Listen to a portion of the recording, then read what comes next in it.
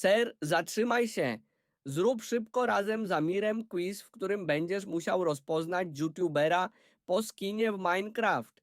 Widzę, że jesteś gotowy, to zaczynamy.